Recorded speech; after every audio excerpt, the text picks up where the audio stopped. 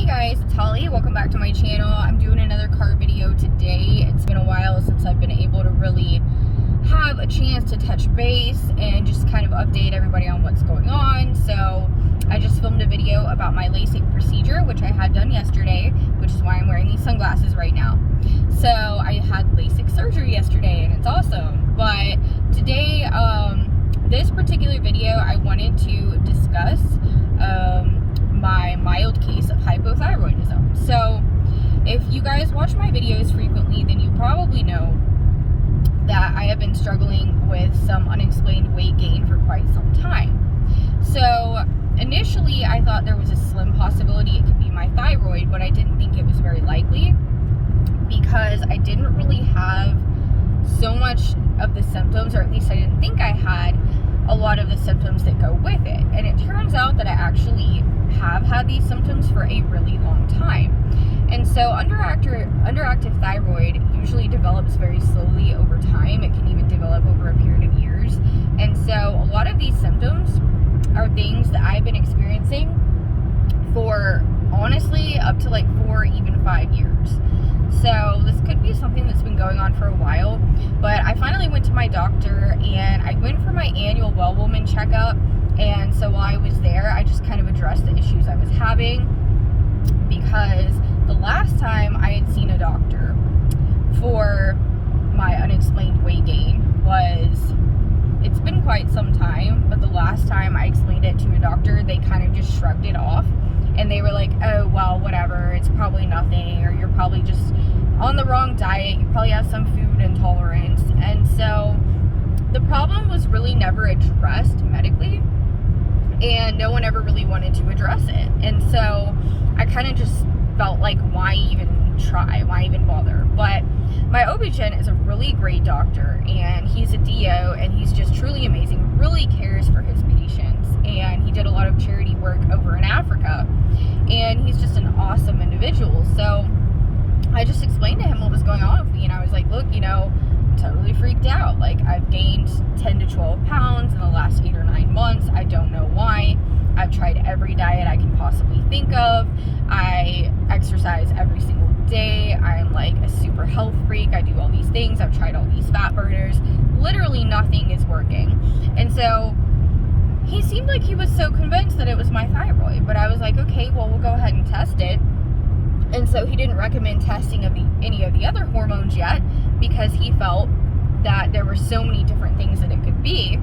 And so he also pointed out that, I might have high cortisol levels because of my anxiety problems and things of that nature. And I was like, yeah, that's definitely true. And, I might or might not have high cortisol. I don't know. But that could play a role as well. So it could just be a combination of things, but I don't necessarily think that the low thyroid hormone is the only thing, but I think medically it's probably the only thing. I think it's possible that maybe also there could be some estrogen dominance going on and things of that nature. So I am still experimenting with different supplements and different ways to kind of experiment and try and see if I can't figure out, what hormones are off.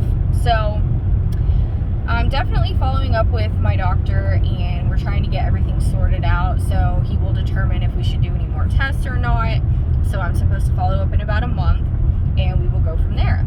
But I just did a simple blood test, and I did find out that my thyroid hormone is mildly low, so it's a mild case. So I don't have to take medication, but I'm going to try it. So I'm on levothyroxine, which is aka Synthroid, or there are so many different other names for the drug, but I am on thyroid hormone replacement therapy for right now. Now, some of you are probably thinking, why would you do that? Because you're so natural and this and that. And yes, I am. But in the same point, I have gained all of this weight, and I am trying to do everything I can to keep it under control, and especially not gain any more weight, because if I gain too much more weight, it will probably start affecting my health. So that's just kind of where I'm at. And so I've made this decision to temporarily try the medication and see what it does for me and see how it goes. If I feel like it does not benefit me after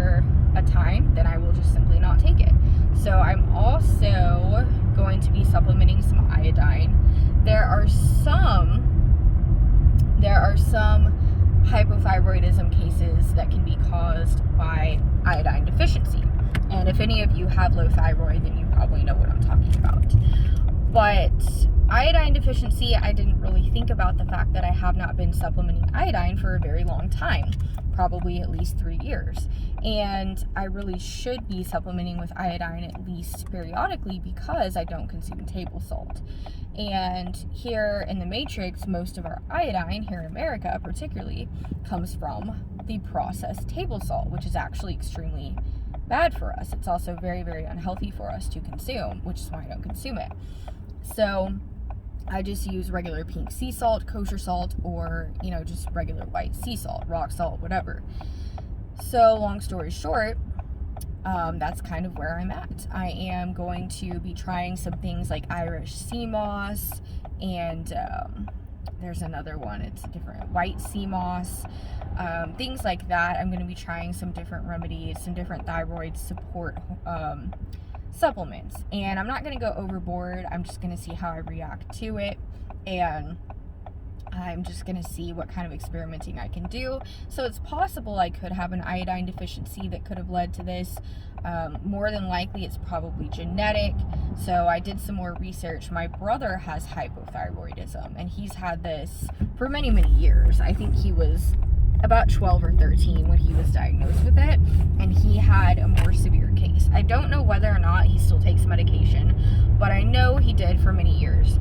So, and you don't have to take medication for the rest of your life if you have, underactive thyroid or overactive, hypothyroidism or hyperthyroidism. You don't have to take medication forever. You just have to see what works for you and just kind of experiment. And you can go on and off and things like that. So, especially if you don't have a severe case, you have a lot more leeway. You can choose to try a whole lot of, natural other things first. You can choose to try the medication, or you can do like me and just kind of combine natural sources and medication. But, you just want to talk to your doctor, and you just want to make sure that you are being safe and that you are not taking anything that will interact with your medication, because some things definitely can. But I just thought I would touch base and point out that I have been diagnosed with a mildly underactive thyroid, which is not a huge deal, but I do think it's probably genetic, but could be a little bit of an iodine deficiency as well. Iodine is found in foods like kelp, and obviously most of us aren't eating kelp very frequently, so that's something I'm going to be throwing into my diet. But yeah, it comes, things like seaweed, things like those little crispy seaweed snacks, things of that nature contain iodine. So I will be consuming more of those items, and I am really looking forward to just seeing where this goes, and hoping that I can fix this naturally. And I'm pretty confident that I can get the hormone back up and get things situated. But I haven't really lost any weight yet. I do feel like I have more energy, I will say that. Not like a whole lot more, but a little, moderately. Now, the medication can take up to a few weeks to kick in, or maybe more, but they say you feel benefits within the first days of use, the first few days, and I have definitely felt an improvement in my energy levels, and I just feel, overall, I feel more of a sense of well-being. So low thyroid hormone can lead to depression, anxiety, etc., and still having some anxiety here lately, but I do feel that I feel like so far the medication has helped a little. But like I say, I am going to see, and I do not plan to stay on the medication long term at all, but this is just what I'm doing, and to each his own. So I think for each person, you really just need to weigh the opportunity cost of your situation and decide, okay, this is my diagnosis, what do I want to do? So, and you can discuss it with your doctor, and maybe your doctor is strongly suggesting that you take a medication, maybe they're not. Maybe you can see a naturopath. Maybe they're going to suggest that you do something else first, or they're going to leave it up to you. So, and your health is always in your hands, it really is. You have control over your own health and your own life. So, your doctor doesn't get to call all the shots, and sometimes they like to think that they should.